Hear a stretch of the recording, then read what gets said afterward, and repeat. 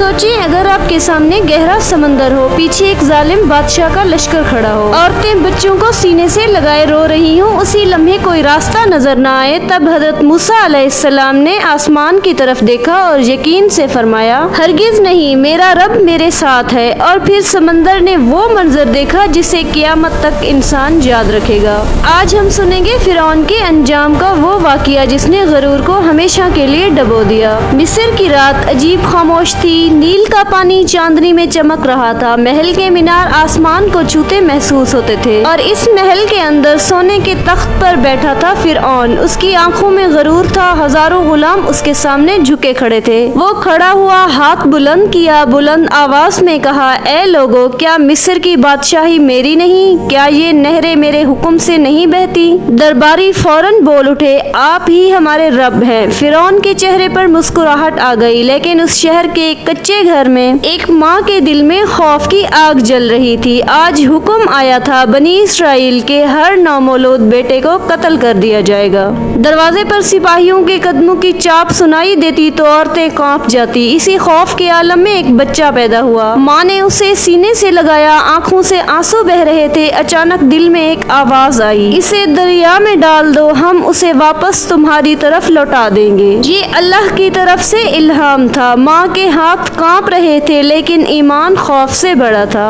उसने बच्चे को एक छोटे संदूक में रखा, नील के पानी के हवाले कर दिया। संदूक लहरों पर तैरने लगा। इधर महल में फिरौन की बीवी आसिया खिड़की से दरिया को देख रही थी। अचानक सिपाही दौड़ते हुए आए, मलका आलिया, दरिया में एक संदूक है। संदूक खोला गया, अंदर एक मासूम सा बच्चा मुस्कुरा रहा था। आसिया का दिल पिघल गया। वो बोली, ये हमारे लिए आंखों की ठंडक होगा, उसे कत्ल ना करो। फिरौन ने एक लम्हा सोचा और फिर हाथ हिला दिया, ठीक है, इसे पाल लो। इसे क्या खबर थी, जिसे वो अपनी मेहरबानी समझ रहा है वही उसकी बर्बादी का आगाज है। साल गुजरते गए, बच्चा जवान हो गया। मूसा, शाही लिबास, महल की तालीम, लेकिन दिल में अजीब सी बेचैनी थी। एक दिन शहर में उसने एक इसराइली को जुल्म सहते देखा। गुस्से में उसने मुक्का मारा और मिस्री मर गया। मूसा घबरा गए। उन्होंने फौरन कहा, ये तो शैतान का काम है। अगले दिन खबर फैल गई, फिरौन को मालूम हुआ, उसे गिरफ्तार करो। मूसा को शहर छोड़ना पड़ा। वो सहरा की तरफ निकल गए, तन्हा, बेघर, लेकिन अल्लाह के सहारे। सहरा की गर्मी, प्यास, तन्हाई, मगर यही तन्हाई उन्हें नबूवत तक ले जाने वाली थी।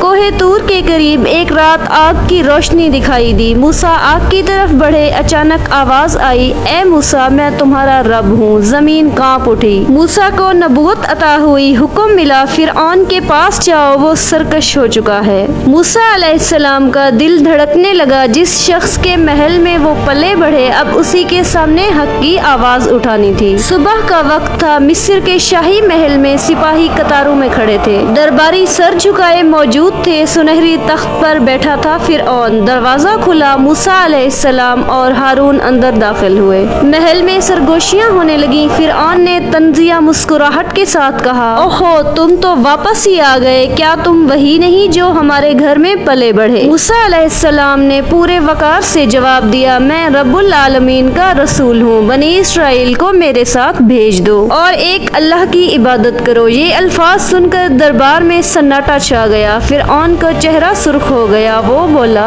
अगर तुम सच्चे हो तो कोई निशानी पेश करो। मूसा अलैहिस्सलाम ने अल्लाह के हुक्म से अपना असा जमीन पर डाला। अचानक वो एक अजीम सांप बन गया। दरबारी पीछे हट गए, खौफ फैल गया। फिर मूसा अलैहिस्सलाम ने अपना हाथ बगल में रखा और निकाला। वो चमक रहा था जैसे नूर की किरण हो।